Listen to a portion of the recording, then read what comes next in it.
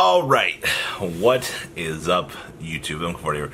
We're going to be doing that Goki deck profile that you all cleared the first bar for, which means we're also going to have my friend's stun deck for you guys. Now, this is currently set to the build from Europe, and I want to use this video to do a discussion on some of the things between. I've tested Joshua Schmidt's list. I've been testing the top 8 from the UK, was the build I was on this week. I want to talk about a few of the things, and I want to open up the floor to you guys as well for current things to kind of mess around with in pure Sky Strikers.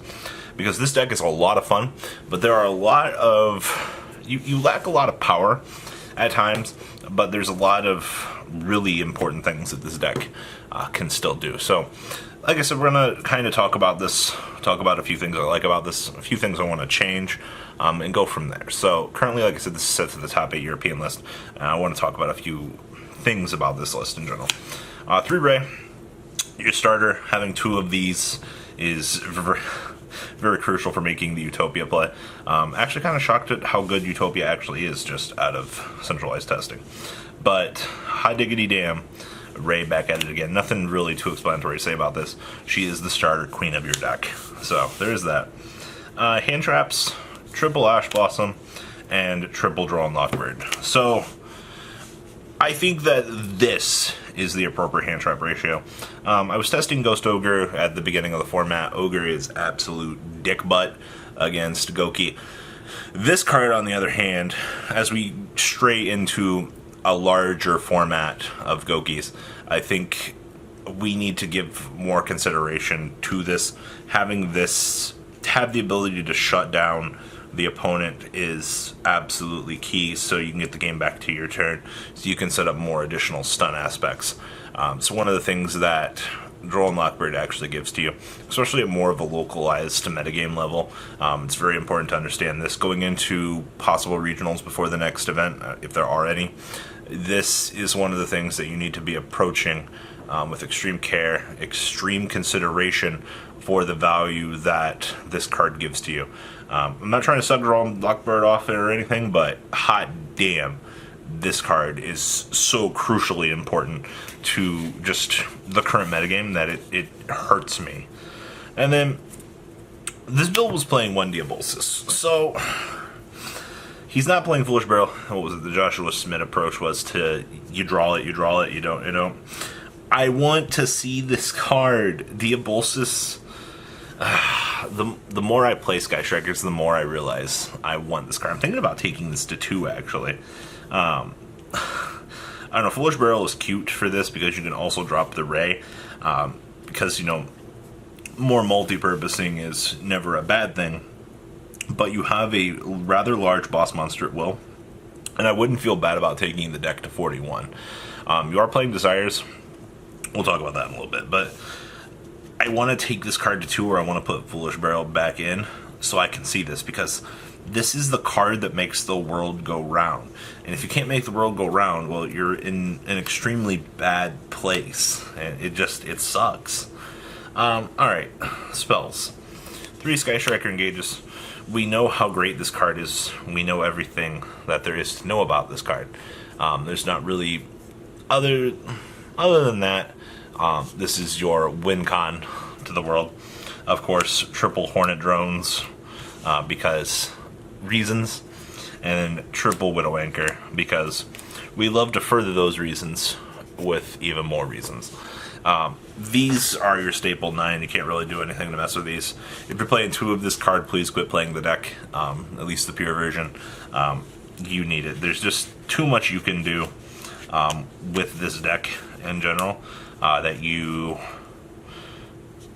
the ceiling is high. That's why I like it so much. Well, by high I mean it's very linear at times, but 2 copies of multi-roll. This card is dumb as fuck. You need to play 2 of it. To the people that are playing 1 of this, why? I don't get it. You have such an important ratio to that. This build's only playing 1 Terraforming, 1 Field Spell. I was originally testing 2 Field Spell, 2 Terraforming. I like 2 Terraforming. I don't like multiple Field Spells. The thing is, if you play 2 Field Spells, Good news is you can multi-roll off the one, get your starter piece, which is good. I understand the logistics of playing it this way, don't get me wrong, but I don't know.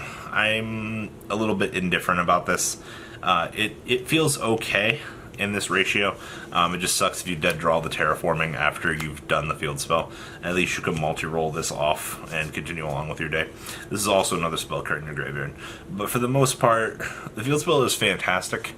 I want to consider going back to the 2-2 ratio, just because having this as a starter piece is pretty damn good. But if you play more than this, you run into bricks, because this is a hard once per turn. You can't really do anything about it. I get it, but that's just my first complaint there. Next up, 1 Rhoda. This card is the tits. 2 Afterburners. I absolutely fucking hate having to play 2 of these, but because you play this terrible card, you have to play 2. I also hate this card with a passion. I think this card is shit. I hate destroying my resource pool. The one person's like, well, if you hate it so much, why are you playing it? You play it because in the game states in which you need to draw more cards to essentially set yourself up to win, it gets you additional resources. That's why you have to play it. You also set up your searching correctly, pull your pieces you need, and then you roll desires for additional resources. If you have to roll this as a starter, it kind of sucks, shaving off things. Desires in this deck is very dangerous, probably more dangerous than Not a Safe Day. But honestly, I think that you have to play this. I argue you could play 1. I have Desired into Desires, and it really sucks. But for the most part, you are playing with fire when you play this. Do keep that in mind. But I think the return on this versus the risk is correct. The only thing I would change would be consider dropping 1 of these, but there have been so many times where you do banish 1 of these, you do need the other one as a resource in the deck. It's just, if you're forced to go first, this card sucks. You can't do anything about it. The only thing you can do is field spell it away. Like, once again, that's my complaint. Jamming Wave, this card is crack. I love this thing. Popping back row is my shit. Hercules base, yeah, about this. Recyclability is key. I almost want to play a second one at times, or side it. I do agree with his mentality on this card, though. This card is nuts. 3 bad cards, 1 incredibly worse card you have to play. You do play the deck with the ability to having to load up spells in the graveyard. I unfortunately think that you have to play these, like, they're too good. And wait till you return Fusion with Fusion and you draw Fusion. Then you can actually complain with me. Upstart, this card is bonkers. For a localized metagame, this card is also really good. I do think that this is correct to play this over MST.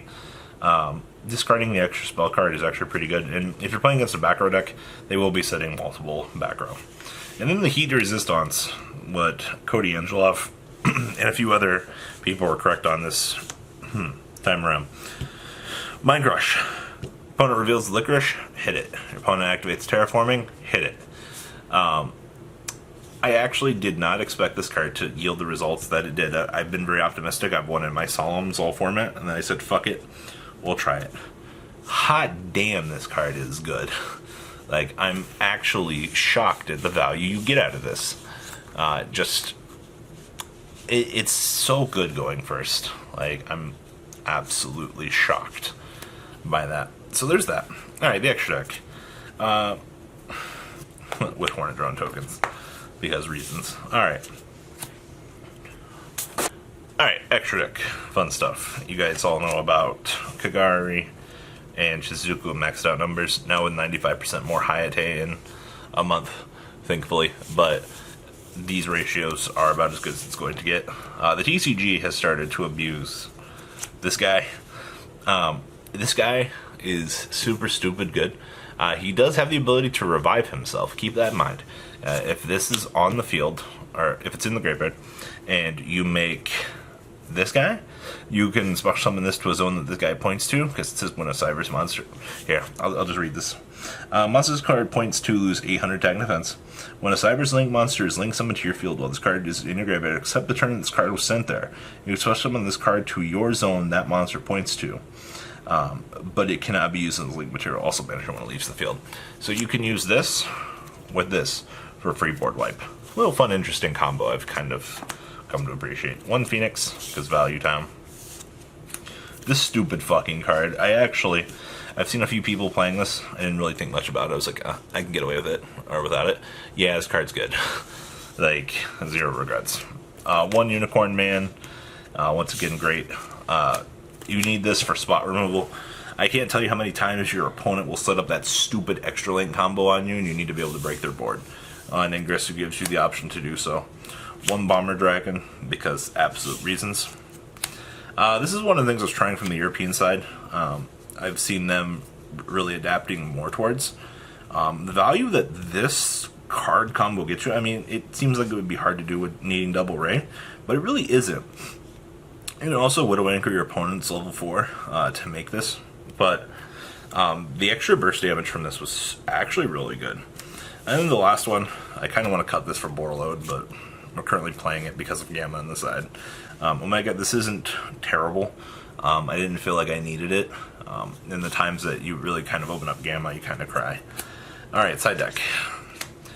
3 sphere mode. With my locals being super heavy in the Goki side of the world, this is Value Town. I can't really say much more about this. Yeah, you need it. Alright, so I was testing this because of the list. Oh no, they're super. Yeah, I know. My friend has my ultras. So, Gamma in general sucks. I like what you are using it for. You're using it to stop your opponent's hand traps. I get that. You have played this card. Look at him. Look at him. He's so bad. We're only playing this because we don't have an Ultra German yet, but you're playing more bad cards to stop more bad cards, which sucks. But in the case of, if you resolve this, I mean, you go to Value Town. I do miss Borreload a lot. I don't know what else I would side over these. It's good for what it is, but I don't know, it's not great. Maybe more hand traps like Ghost Ogres. 3 Shared Ride. I've been on this since the beginning of the format when we figured it out. I love this card, honestly, for what it does. It's so broken. MST and Twin Twister. You need more back row removal in bad matchups. I also have a lot of Ultra guys floating around, so I do agree with keeping these in instead of hindering them for other cards. And then Triple Evenly Matched, because there's nothing fair about this card, in my opinion. So, overall, I will say from testing that I think I'm going to take the deck to 41. I don't have any real qualms with doing that. It doesn't seem that bad to me. Called by the Grave, I don't know. I liked Called by the Grave in the first testing. I did. It's cute for what it is. Don't get me wrong, but you're using it in the same way that you would be using Gamma to stop your initial plays. I think adding this to the deck as the 41st card is absolutely correct. Once again, Diabolsus is so damn good. Making sure that you can see Ray and things, is also good. If this ends up not working out, then I will go to the more standardized double Diabolsus. I don't see any real issues with this, but this card, the value that you just get out of this as another standardized spell is really good. You don't get any issues playing it as 41 cards. Just my 2 cents. What do you guys think? Please leave a comment down below. Tell me what you guys think about the deck. And, well, guys, that's all I have for this video. Alright, guys, peace out. The ride never ends, guys. Make sure you enable those notifications to get the latest videos that are being posted on this channel. Make sure you guys check out VanCole40 for my Cardfight Vanguard channel. And join me and House of Champions on the Zodiac Duelist TV Twitch stream. We'll be interacting with our audiences. And please check out No Limit Gaming and LGTCG.com for the cheapest trading cards on the market. Thanks for watching, guys, and please have a good day.